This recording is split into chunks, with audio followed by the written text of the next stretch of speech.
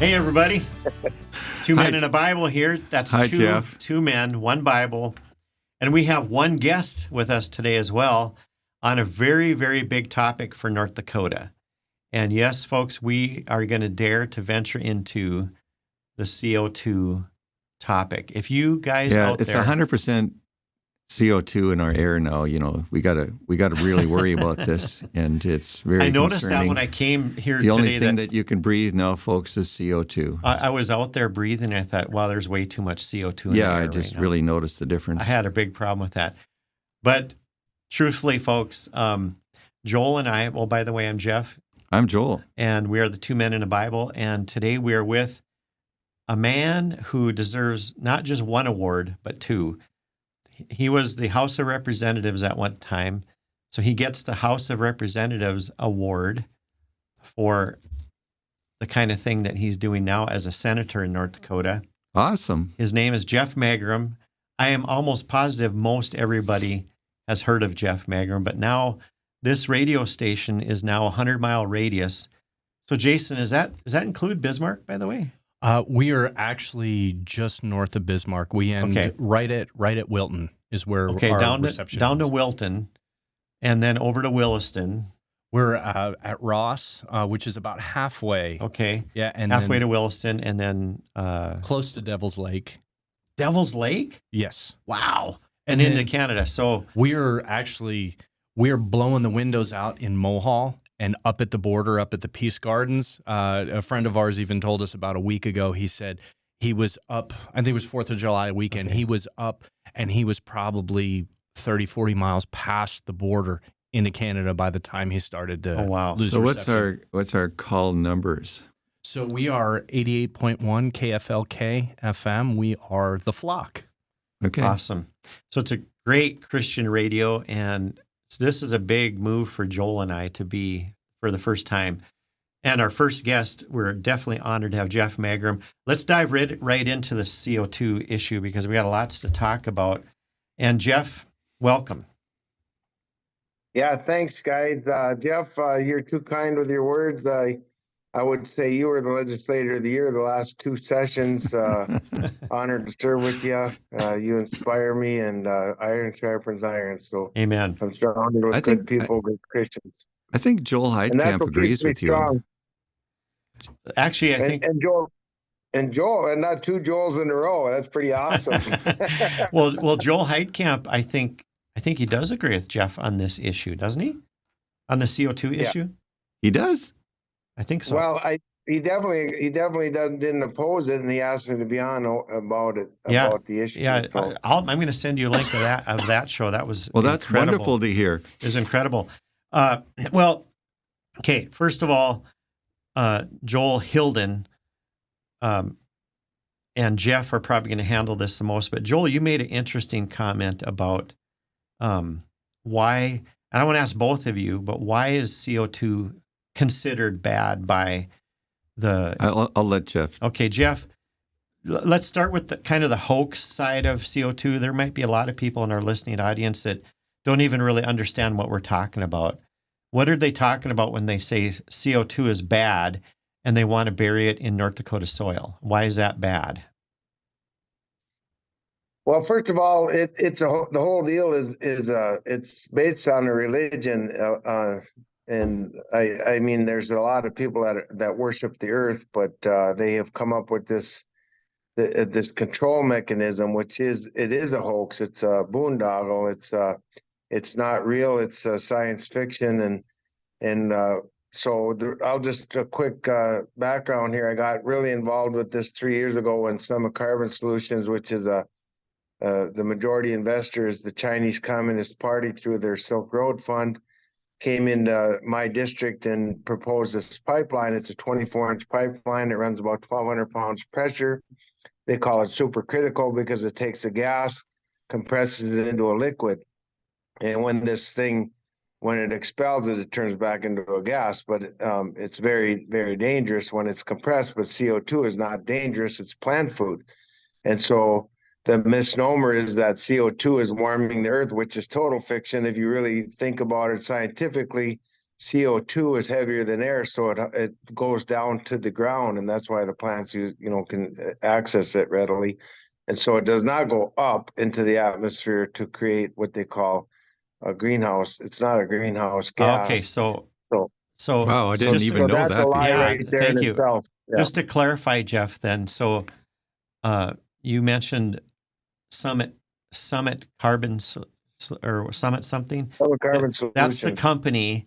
That's the company that wants to or has been trying to get North Dakota on board with piping it into the ground to remove it from the air, because suddenly CO2, carbon dioxide, is bad because the climate change people are saying that it's contributing to global warming or something like that. And have they always thought that, or is the CO2 being bad, is that a thing that's kind of new, or have they always thought it's bad?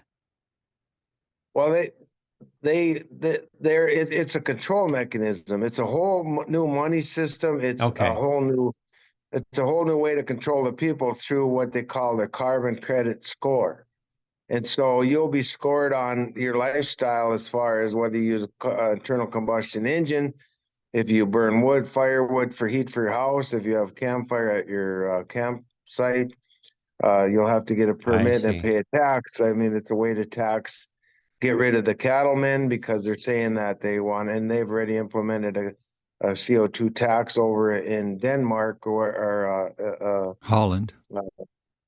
Holland up to at $100 per head, so that they'll have to pay a carbon tax. So it will accomplish getting rid of cattlemen, because if they charged me, for example, as a cattleman, $100 per head, or do I put my grassland in carbon sequestration, which is a federal program that's being pushed, and once they get that control of that land, those easements are perpetual, which means forever, and it'll be like the wetlands easements back in the day, where they came in and leased this land and declared it as a wetland, and they made a one-time payment to these farmers, and these families are stuck with these wetlands easements. It's based on the same theory, but they kind of change it a little bit. It'd be more like a CRP contract, but it's perpetual, and they'll pay you to leave that land set aside. So rather than pay $100 per head per animal, I could just put my land in this grasslands easements. I don't have to worry about fences and water or anything in the cycles of the cattle markets. And so it'll benefit me as a landowner, where I'll just get this continual payment, and then they tie up all this land, this ag land, and that's part of the goal. When you say you're talking about the governments. So that when they are the ones that are charging the $100 per cow. So when you pay that tax, it's going to the government. This is not just the government. This is the globalists pushing this, to what they call our elitists. They're the ones pushing it. They want to rewild America, so they're trying to get the land back into some type of a program, so that they can rewild America again. And most of the that's an interesting rewild America. I've never heard that word before, but you're right. Is that kind of like get rid of organized farming, basically, and so all the animals can run? Or what do you mean by rewild? In order to do that, they're going to have to reduce the population. So they're looking at creating food shortages, and they know that the actual deserts, because the CO2 is increasing, not because of man. There's no evidence man has actually contributed to the increase in CO2. What it is the oceans right now are expelling a large amount of CO2, as well as an increase in volcanic activity and the many wildfires because of poorly managed forestry. So because the original tree hugger theory that you can't, can't cut down a tree. Cut down trees. So the trees were using a lot of that CO2 up, and now and putting a lot of oxygen back in. And so, but now that they're not managing it properly, they're burning anyway and actually creating CO2. So now they're seeing through satellite imagery that the deserts are actually starting to green, and these third world countries are having bumper crops, so their yields are increasing because of the increased CO2 in the atmosphere. Not to Wow. mention that the one thing that they're not talking about at all is we're in what the scientists call solar maximus. The sun is having sunspots that are right now at a peak time in the next 2 years, and then after this, they'll actually go to a global cooling. So they're using these solar maximus as a hoax to say, oh, the climate's warming. But have you noticed the increase in northern lights? And that's a direct effect of the solar flares. So they're not telling people that, but that's one of the things that's happening.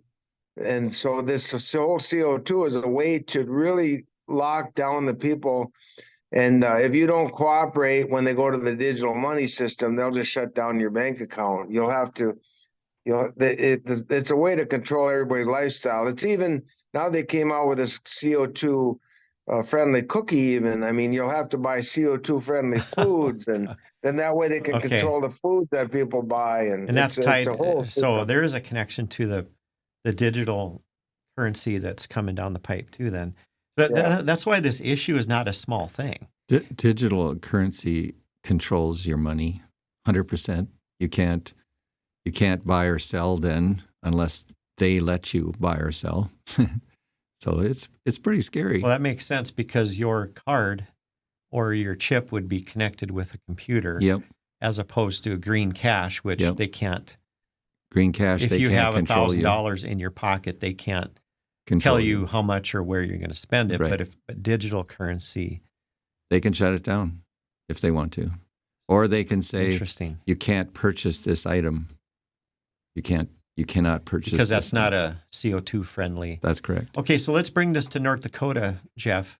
Let's bring this to North Dakota, Jeff, and talk about. You brought up Summit. Is there any other? Is Summit like the only company that is trying to, in their minds, resolve this CO2 problem that we supposedly have? This hoax that they're saying is real. So Summit's coming in, presenting themselves as the savior of this CO2 problem because they're going to take CO2 out of our air in North Dakota and get it into the ground before it causes. Well, Summit is the product of a fascist agenda. Fascism is government creating corporations to control the people through and attack the people's rights. And I was tipped off about fascism by our old neighbor Ed Schmidt, who was a World War II veteran, and he was at in Italy when they hung Mussolini, and the Italians were never so grateful for the American soldiers for freeing them of the tyranny of Mussolini. And he said, this was 8 years ago when I ran for the House of Representatives in North Dakota, and Ed Schmidt said, I want to vote for you, and I want you to fight fascism with your last breath. He said, I see it coming here in America. It's bad. It always leads to communism. It's going to be a bad thing. And he's got grandkids, and he said, I want you to look out for my family. So get in there and fight fight this. And I see it now. It's Summit Carbon Solutions is as a pure form of fascism, a government created company. There's based on tax credits. But they're not the only ones. You have Red Trail Energy over in Richardson, who is now injecting carbon into the ground, as well as over by Underwood, Blue Flint Ethanol is working on that. They've drilled some wells for that. We have the coal mines are working on that right now. And there's a whole nother problem there is that in North Dakota, we pass laws that say that they can inject CO2 in your pore space. Now, if you own the surface owner owns to the center of the earth under North Dakota law. So every little crack, feeser, cavern, whatever is under your land is yours. It's a pore space, they call it. That pore space is under attack right now. So we're finding out that these contracts that are being issued in what they call the amalgamation area, that's a whole nother subject, but where they inject this into the soil, into the pore space below your land, they took out 135,000 acres square, and they say if they get 60% of the landowners to sign up, the other 40% are automatically included in the project. No due process. You can't. The only way you can get out of it is to sue the state, which is just about impossible. So what we're finding out is these contracts say that after 12 years or 10 years, the pore space and the substance being injected becomes under the ownership of the state of North Dakota. And I said to some of these owners, I said, well, that can't be, because you can't sever, under North Dakota law, you can't sever pore space from surface ownership.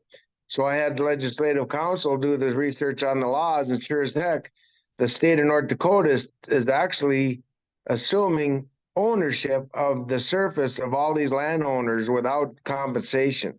So after 12 years, that pore space goes to the government. Then the landowner Goes to the government. So And the land on top. and the land on top too, the surface. So because they can't be that's in the severed under contract. North Dakota law. So so really, so the pore space, that's a term that you're using. That is the area. If you own land, P-O-R-E. P-O-R-E, pores. Yeah, good point. Yeah. That's where they want to put this carbon or CO2. I mean, we're not really talking about carbon here, right? We're talking about Carbon dioxide. Carbon dioxide, a gas. Carbon dioxide. They want to. Well, it's a liquid. They inject it in the ground as a liquid, and then it disperses down into that pore space. Into the pore space. And they're able to do this without. So if you own land, if 60% of your neighbors say, yes, let's do it, you don't have a choice. You have to accept that they're going to put it under your land as well. And I've heard that it'll even. And then in 12 years, it belongs to the state.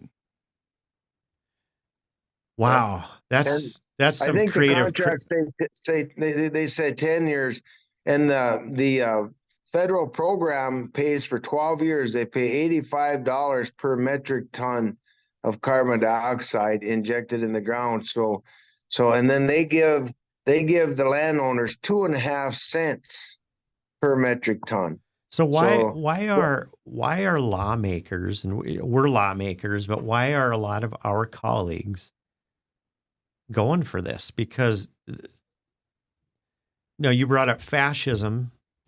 You had an interesting definition there that I want to just park on real quick. When you said this is fascism, you said it was because Summit is actually a government-created entity. So really the market that these people, see, this is starting to make sense to me now. The reason that, like, you got Scott Hennon and you've got all these oil companies and typically conservative people going for it is because they're calling it a market that we can take advantage of. However, what you're saying, it's a government-created market. It's not a free market. And so that's fascism, is when you have a government-created market. They create the market, they create the company, okay. Then they come in and say, we're gonna take your land to do this experiment. Well, not only that, but the fact that carbon has to go in the soil and there's all this money being rolled in, that has to be government dollars. I mean, that's taxpayer money. It's not free. Dollars. There's no free market. Nobody's selling service here. Right. It's a government forced. But North Dakota's going to make all this money, and so they think we got to do this because look at the money we're going to bring into this. To the tune of how much? How much? I mean, what kind of dollars are we talking? Isn't it $4 billion? I can't remember. I thought it was $40 billion. It depends how you look at this project. It's a $15 billion project if you consider all the pipeline that's built throughout the Midwest.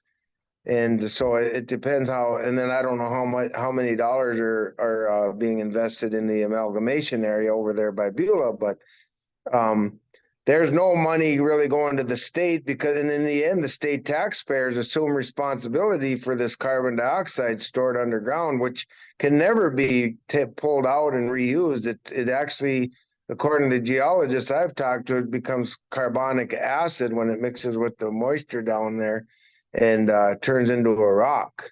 Well, so that there's no pulling it back out to use it for enhanced oil recovery. Like that's another sell. Yeah, they want to say, someday we'll be able to use that carbon dioxide to get more oil out of the ground.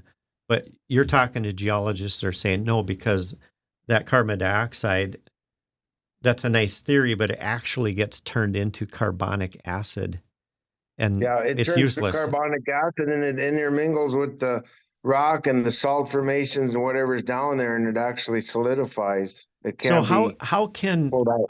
otherwise smart people and how can other lawmakers buy into that then? I mean, do they just not believe it? They're just because of the money. I want to believe this lie because somehow, I mean, if we're really not getting the money, who's actually benefiting then from this? Well, you have your Other than investors Summit. that are benefiting. There's 464 investors in this Summit Carbon Solutions project, for example, and they've only disclosed 5. The number one investor is the Chinese Communist Party. Second is I think Harold Hamm with Continental Resources. You have Summit Ag, which is a company out of Iowa created by Bruce Ratstetter. And then you have Saudi Arabia and South Korea. And that's all they've disclosed. They have not disclosed. Somebody said that John Deere itself is an investor.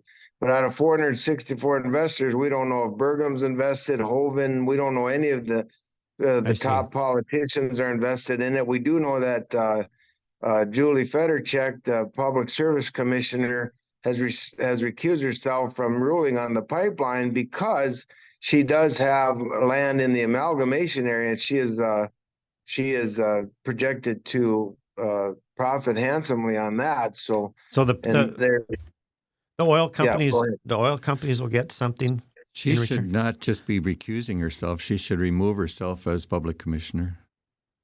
Right. She should remove herself from the position. Well, period. So are landowners going to get money, but it's going to be tax dollars then that are federal tax dollars?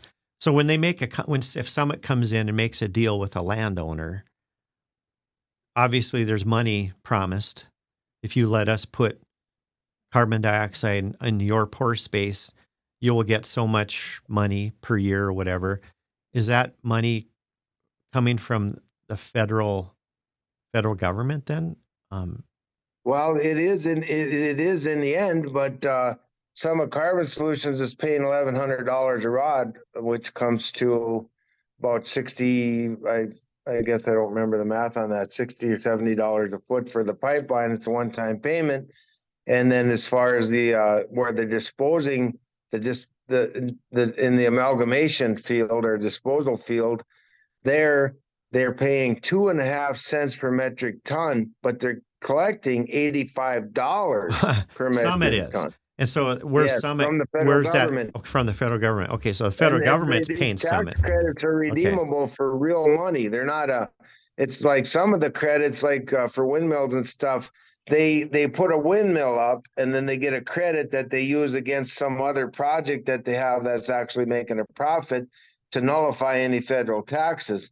This particular project, the way I understand it, is that tax credit is redeemable in cash. So in other words, you get a credit for $85 a ton, you turn around, you can redeem that for real money from the federal government. Okay. Wow, yeah. we're getting loaded with information here. I mean, there's so much to this, you guys. Jeff, I'm glad that you've studied this. And then we went down last winter and met with some scientists in Colorado, and they really are upset about the fact that these guys all say 97% of scientists believe in global warming. They said this is total fiction. 97% believe that the climate is changing, and it always has been, but they don't believe in any man-made global warming. And the other 3% that do say they believe in it only say that so they can get money to study it. So they said, you need to go back. And I said, well, have you guys been to the Washington? They said, we have been, but those people are all captured by lobbyists. We're going to the state legislators now and trying to get the word out. And there is a really good documentary done by them scientists. It's called A Climate Conversation. It's free on YouTube if anybody wants to go find that. It's very good. They really explain it good. It's A Climate Conversation. Jeff, we've got by Walt Johnson, a geophysicist with his own money. We've got 1 minute left. Jeff, tell us who else is fighting this? Who else is fighting this? I know Beck TV has been involved in trying to expose what's going on. I know there's people in Iowa. who's fighting this, and what do you think? You got a half a minute to share. What's the hope here? How hopeful are we? The Free Soil Coalition out of Iowa is one of the main fighters. Trent Luce is with us. We got a good coalition here around Bismarck that's fighting it. I think we're going to stop it, but it's going to be a battle. And this is not the end of it. It's just the beginning. There's a lot of carbon capture. This is a big thing coming. We need to stop it now, because if this thing gets a foothold, heavens knows what's going to happen. Yeah. Thank you. We're out of time. Hopefully we'll continue. God bless you all. Pray for this issue in our state. Thank you, guys. Have a blessed day. You too, Appreciate Jeff. what you're doing.